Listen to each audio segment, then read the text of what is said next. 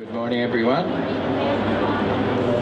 I'm here today to talk about herbs and also to reveal some home truths, and that's why my friend is filming this, because you don't hear enough of this truth in our society. And I'm here as a reformed drug addict, actually, and I will confess that I was a drug addict. I'd wake up in the morning craving my drug. I couldn't think straight until mid-morning if I didn't have my drug.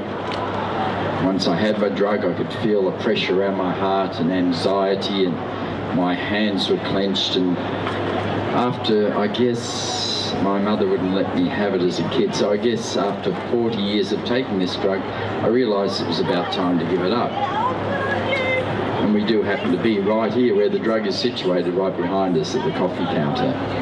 I gave it up 2 weeks ago, and people saying, "You look amazing," and I feel amazing too. And I stayed up all night watching the soccer, and I don't need the coffee. And I hear all the commentators saying, everybody will be having to drink coffee to stay awake, and it's a lot of rubbish. Coffee doesn't make us stay awake. Coffee just brings you back. We all, for those coffee drinkers, that feeling for the coffee in the morning that makes you feel bright and alive is just that feeling that you have before you have the coffee is withdrawal.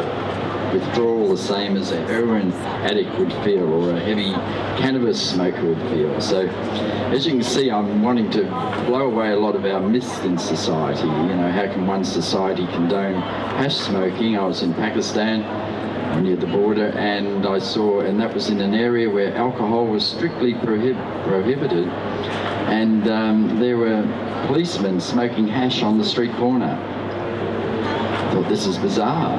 They would be arrested in Australia, and alcohol is condoned, and that's probably one of the worst drugs in society. But I'm not here to talk about that. I just thought I'd make a little plug for the coffee bar over there. I'm sorry, they probably won't allow me back. Anyway, I started off in this quest because I became aware of how wonderful Damiana was, and how good it was for my girlfriend's PMT. And we always knew when that time of the month was coming. She would know, and I would definitely know. And I don't have to explain that to you women, how you feel, but I was getting the brunt of it every month. And then when she started drinking Damiana tea, her period would come on without any symptoms, no PMT symptoms at all. Marvellous. And we noticed an uplift in our mood. And, you know, I don't even know what depression is, but I used to, as we all do, suffer highs and lows, and that's really what I'm really wanting to talk about. What a pity that doctors are ignorant. They are plainly ignorant and don't want to know. Most of them don't even want to know about the therapeutic benefits of herbs.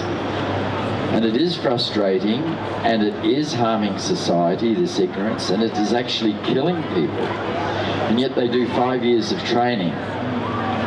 And yet trained herbalists who also do 5 years of training aren't allowed to dispense certain herbs. And there definitely is a conspiracy against herbs, and I'll go further into that, where a lot of these herbs that I'm going to talk about are already prohibited in civilized Western countries, Europe in particular, and France even more so. And I'll talk about these ones, but just now that I've raised it out of context, I just want to say that these herbs are banned not because they're harmful, but because they do good. We opened a shop in New Caledonia, and half of the herbs were not allowed into the country under the French Monopoly over Herbs Act. That is what the Act translates as. The Pharmaceutical Monopoly over Herbs Act. Mugwort, which I'm going to talk about, Damiana was nearly not allowed in. Curupuriens, which is an antidepressant, wasn't allowed in. And why? Because it's an antidepressant. Only chemist shops are allowed to sell these herbs. And I went into the chemist shops in New Caledonia, and they had a natural, remedies cabinet, probably this big, and none of these herbs I've just mentioned were in there. And they're all tablets anyway, which are not herbs. It's a scandal, and it's affecting our health. We're fighting the TGA all the time. But I better go back to the beginning. I tried this Damiana herb. I noticed the uplift. I was a cannabis smoker at the time. I noticed that I was able to use the herb to get off cannabis, and I thought, why don't we know about this wonderful herb Damiana that is calming and gives one a happy feeling, and there's a natural antidepressant, and also a kidney tonic. Symptoms of kidney malfunction are depression, mood swings, PMT symptoms, lowered libido, lower back pain, tiredness in the afternoon, anger, stressed feelings. That's all surrounding our kidneys. Damiana is not just a miracle herb, it's like a kidney flush, and when you drink the tea, it uplifts you immediately, and all of those things, well, they disappear in your life, basically. It's our number one herb. So I started to use it and still wondered why we didn't know about it. My girlfriend again also suffered bad catnip pain, and bad period pain, and we tried catnip, and it fixed the period pain immediately. And I always used to wonder why she had to go down to the chemist and buy naprogesic every month. I thought, this is weird. Why do we have to buy an unnatural product for something that occurs naturally every month in women? And once the catnip worked for us, we thought, why don't we know about this? And by the way, catnip is also banned in France and a lot of European countries. Not only banned, treated as a drug. The people in New Caledonia freaked out that we were bringing catnip into the country because it is considered the same as cannabis. And catnip we give to children.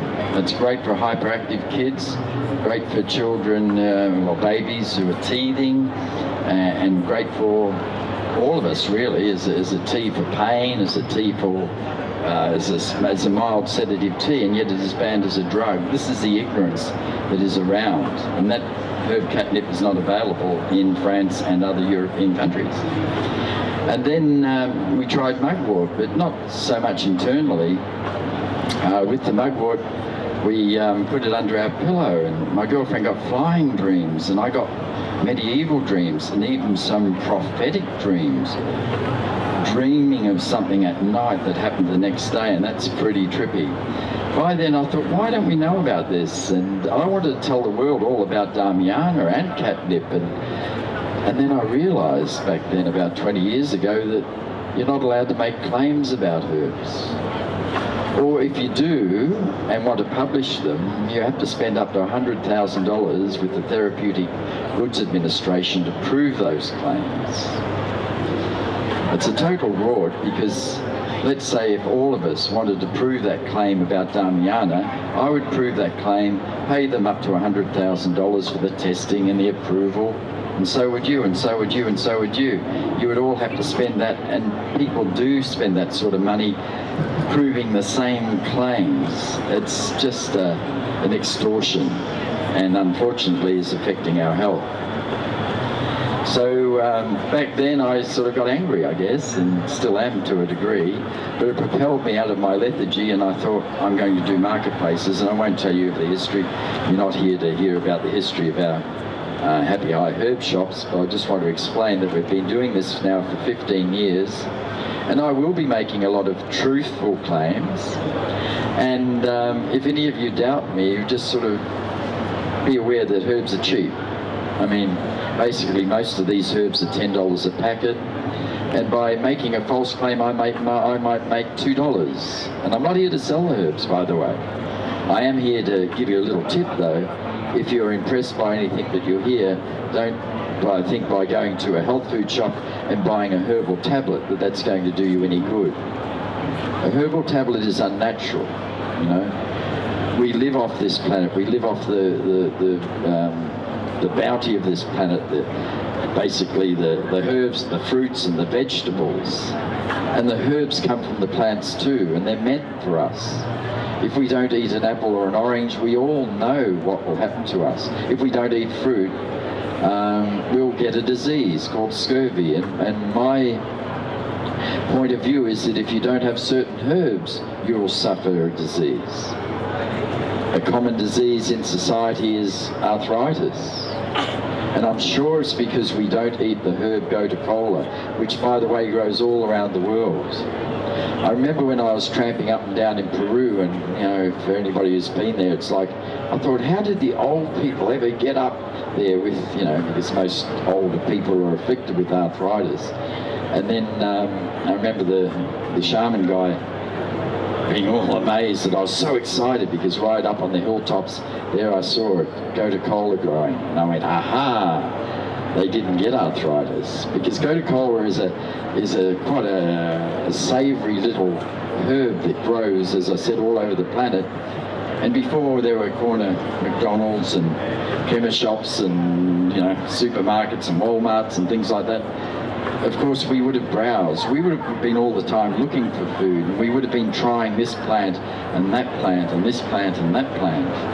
And by doing that, we would ward off the disease that we get in this modern day society, because we're just not getting enough herbs in our diet.